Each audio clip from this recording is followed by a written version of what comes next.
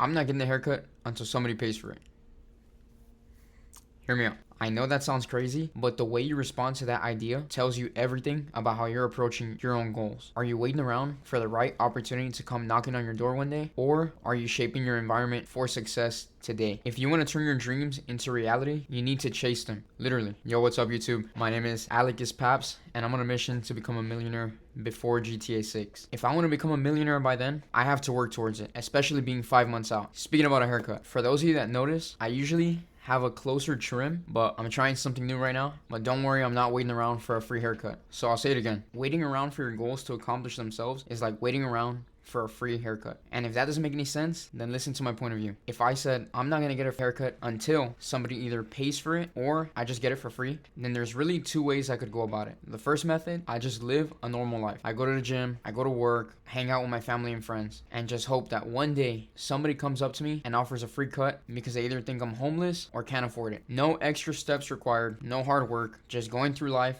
and waiting for that glorious day. Now, the second method, you can actively tell people, I'm not getting a haircut until I get one for free. And they're probably gonna think you're crazy, but it doesn't matter anyways because they're gonna look at you the same way once you tell them you wanna start your own business or you wanna start a YouTube channel. The idea with the haircut and chasing your dreams is the same concept. You're gonna be actively working towards accomplishing something that the average person wouldn't do. And at the end of the day, both methods still win, but I can guarantee that the second one is gonna get you there a lot faster. And that's because you're strategically shaping your environment to get you closer to that goal. Now, I hope this makes sense, but let me help you get the bigger picture on how I use this online and IRL to get more clients and grow my audience. When I first started my bookkeeping business, I thought that getting my first clients was going to be cakes and cookies. I really thought that by posting on Facebook groups and cold calling random strangers across the United States was going to get people to think, oh yeah, I trust this complete stranger to manage my QuickBooks online and see all of my business's financial data. And saying it out loud, I don't know how I didn't realize this faster, because without gaining people's trust, that's extremely inefficient. But that doesn't mean the idea was wrong, because a better version of that idea would be to friend request those same people that I found in those Facebook groups and continuing to post regularly on my personal profile. Because now, once those business owners accept my friend request, they'll be seeing my face regularly and organically.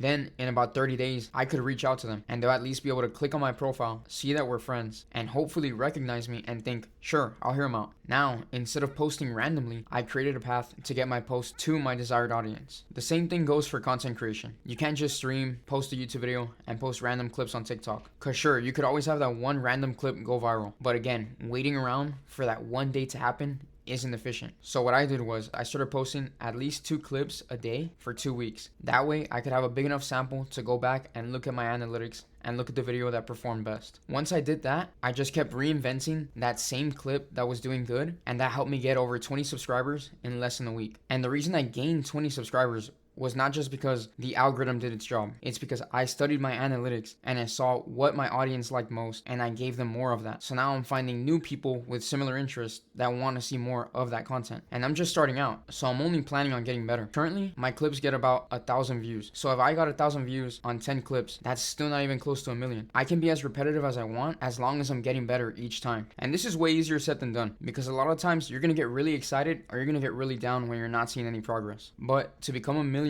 before GTA 6, you need to be mentally prepared to be taxed by your work. Because in order to learn from your failures, you can't let your emotions overwhelm you. It goes both ways. I could be mopey and depressed because I didn't hit my monthly goal for XYZ amount of money, or because I didn't get my desired views and engagement. But I could also get too comfortable once I start seeing the numbers that I want. So let's say I make 4,000 in 1 month and I get comfortable. Then that means I'll just stop building and I'll just get used to that 4,000. And then maybe I'll make less the next month because I'm not working as hard. The main idea is to focus on getting better each day. I say this in every video. Success is manufactured, and the more you wait around, the more time you waste. So focus on getting better tomorrow by doing something today. And by day 5, you'll notice a difference, not just in profits or in analytics, but in your own experience and how efficient you become at getting the work done. If you're enjoying the video so far, be sure to like and subscribe. Now I'll give you an IRL example. I was at the store the other day and I was in the sports section, and it was a younger guy with a jersey that I've been wanting. So I was like, hey bro, nice jersey, where'd you get it? And then he tells me, oh, my friend sells them. So I'm like, what are the odds, right? And he's like, here's his Instagram. And the sports section is important because then it hits me. This is the exact same situation that I mentioned in the previous video. So basically, you should be going to the places where you want to find your intended audience. Just the same way that I bumped into a kid whose friend sells soccer jerseys, if you want to meet construction clients, you should go to places where you'll find them. That could be somewhere where they sell material or even Home Depot. As long as you're looking in places that make sense, you'll find your intended audience. So in the haircut scenario, you can go to a barbershop and ask for a free haircut and maybe even offer some value and say they can record you for a before and after for content purposes. And offering value is important for those of us that are actually trying to become millionaires before GTA 6. We should be showing face where our clients are likely to be at and offering them some sort of value. And that all depends on your business and the type of services that you sell. But overall, the best way to get better at talking to business owners is by talking to more business owners. So don't just consume content, implement it. Do one thing each day, learn things that'll make you more efficient and build on them. Don't overdo it on day one and give up. And for anyone that's actually serious about becoming a millionaire before GTA 6, I have a challenge for you. Pick one service that you can legally sell: lawn mowing, piano lessons, athletic training. I'd say tutoring, but I know we're in summer. And if you already have a legit business,